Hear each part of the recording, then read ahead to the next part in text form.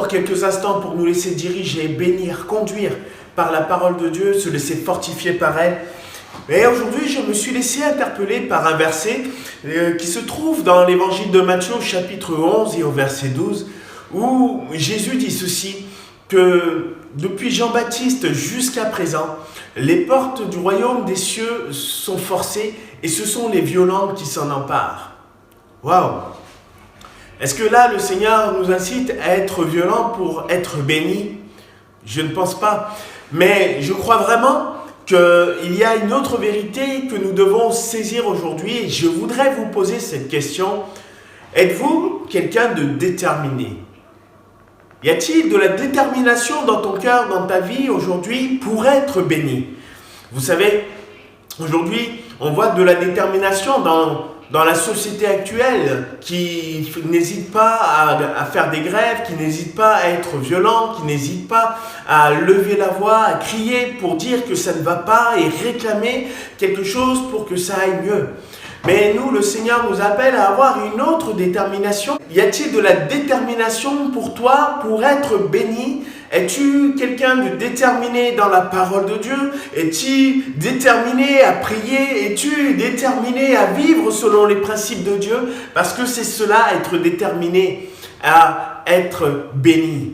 Et d'ailleurs, il y a un homme dans la Bible qui courait après la bénédiction et qui était déterminé à cela. C'était Jacob, frère d'Ésaü, son frère jumeau. Et depuis sa naissance, d'ailleurs, il nous montre qu'il était animé de cette détermination. Dès la naissance, alors qu'il vient de naître, il tient le pied de son frère comme pour pouvoir le tirer derrière et passer devant lui. Il veut lui prendre sa bénédiction parce qu'il veut être le premier. Il est animé de cette détermination à recevoir l'héritage, à recevoir la bénédiction de Dieu.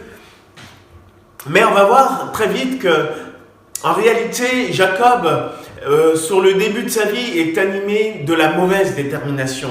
Puisque plus tard, alors que son frère revient de la chasse, son frère est fatigué, son frère est souffrant, même, il est dit qu'il se sent même comme mourant. Et alors que son frère se trouve dans un état de faiblesse, il va aller voir Jacob et il va lui demander à manger. Parce que Jacob était un très bon cuisinier, il cuisinait les lentilles, le gibier, c'était sa spécialité. Et alors, au lieu d'être un bon frère et de lui donner ce plat de lentilles, il va lui passer par l'idée de le lui vendre. Tu vas prendre mon plat de lentilles et tu me donneras ton droit d'aînesse. Il va écraser son frère dans un instant de faiblesse et lui dire, voilà, c'est toi qui as appelé à la bénédiction, mais cette bénédiction, tu vas me la donner. Et il va écraser le faible pour pouvoir être béni.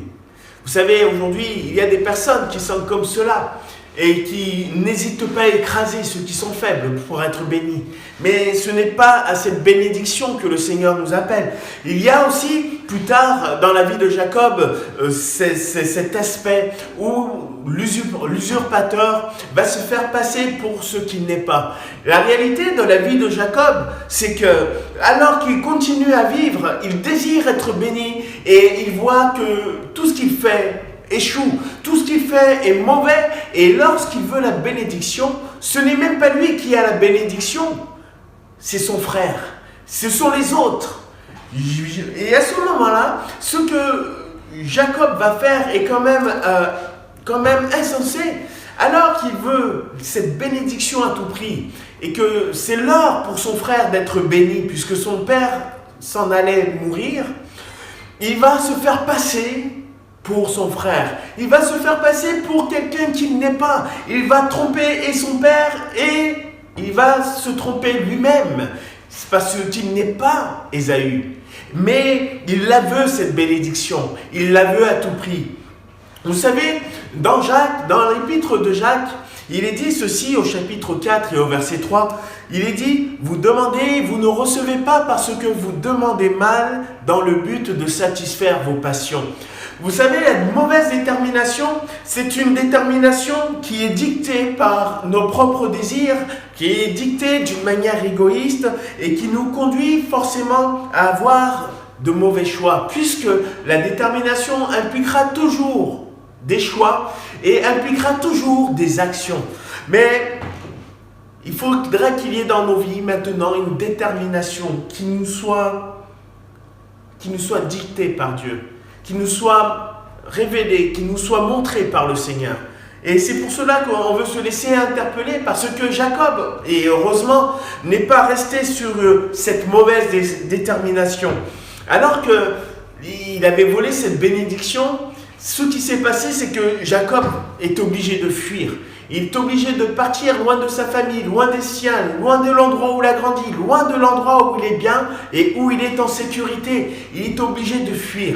Et vous savez, lorsqu'on trompe, lorsqu'on vole, lorsqu'on triche, lorsqu'on usurpe vraiment de toutes les manières les autres et soi-même, à un moment donné, on est obligé de fuir parce que la honte nous gagne, parce que la méchanceté est sur notre dos, parce que parfois la mort est sur notre dos. Mais à un moment donné, il va y avoir un tournant dans la vie de Jacob. Alors que Jacob, à force de traîner ces choses derrière lui, a le désir de retourner dans sa maison, il se retrouve sur ce chemin où il va rencontrer un homme avec lequel il va se battre. Et il va y avoir une phrase que je vais souligner dans Genèse 32, où il dit « Je ne te laisserai pas aller tant que tu ne m'aies béni. » Il va se battre avec cet homme, et en fait cet homme, c'était une image de Dieu, et il va lutter avec Dieu cette fois-ci, en disant « Je ne te laisserai pas aller tant que tu ne me bénis. » Et je voudrais vous parler de cette détermination. Est-ce que tu es déterminé aujourd'hui, dans ta vie de prière, dans ta relation avec Dieu, dans tout ce que tu fais, à dire « Seigneur, je vais faire tout ce qu'il faut, mais je ne veux pas te laisser aller. Je ne veux pas te laisser partir voir et bénir des autres tant que moi tu ne m'as pas béni. » Parce qu'il y a une réalité, ce qui va être rendu possible dans la vie de Jacob. Aujourd'hui, nous le connaissons, c'est parce que Jésus-Christ, lui, est celui qui va être frappé. Il va être frappé pour que le jugement qui était tombé, qui devait être le nôtre, tombe sur lui. Jacob aurait dû être jugé pour ses crimes, pour ses fautes, pour ses mensonges, pour cette tromperie. Et à un moment donné, il va être frappé. Et il va être frappé et il va porter en lui cette marque. Et nous voulons non pas porter la marque du jugement de Dieu, mais pour nous aujourd'hui, nous voulons porter la marque de Jésus qui a été frappé pour nous. Il a donné sa vie pour nous, parce que Jésus a dit « Pardonne-leur, parce qu'ils ne savent pas ce qu'ils font. » Et je voudrais vous donner cette deuxième ligne de direction. Quand tu ne regardes pas avec tes propres voies, lorsque tu ne regardes pas avec tes propres désirs, tu peux alors apprendre à regarder comme Dieu. Et c'est ce que va vivre Jacob. Alors qu'il va lutter avec Dieu, Dieu va le bénir parce qu'il va résister. Il ne voudra pas lâcher alors que l'auteur de la bénédiction est là face à lui. Il ne voudra pas lâcher. Dieu veut être béni. Et ce qui va se passer, c'est que Jacob ne sera plus jamais le même. Il va retourner vers son frère et lorsqu'il va regarder, il va retrouver son frère, il va dire ceci. Et qui va montrer combien il a changé. Il dit à son frère Ésaü, « Si j'ai trouvé grâce à tes yeux, accepte de ma main ce présent, car c'est pour cela que j'ai regardé ta face comme on regarde Dieu. » Il s'est humilié. Il ne regardait plus les autres pour lui-même. Il ne voulait plus être le premier et être au-dessus. Mais il a regardé son frère comme si on regardait Dieu. Aujourd'hui, apprenons à regarder notre société, à regarder la vie, ceux qui nous entourent, comme Dieu les voit. Et je crois que lorsque nous les voyons comme Dieu les voit, Dieu bénit les autres, mais Dieu pose aussi en nous sa bénédiction. Parce que dans Jacques chapitre 4, verset 3, il est dit, vous demandiez mal, vous demandez, vous ne recevez pas, parce que vous demandez mal dans le but de satisfaire vos passions. Et le Seigneur nous appelle à ne plus demander pour nos désirs, pour nos passions. Mais peut-être être comme Paul qui dit que ces choses qui étaient pour moi un gain, je les ai regardées comme de la boue, je les ai regardées comme de la boue à cause de Christ. Alors aujourd'hui, regardons les choses à cause de Christ, à la lumière du pardon qui nous est donné, à la lumière de l'amour de Dieu qui nous est donné. Et je crois que Dieu va déposer une bénédiction nouvelle, parce que Jacob, qui était appelé l'usurpateur, plus tard va finir par s'appeler Israël, qui va s'appeler le vainqueur de Dieu, le prince.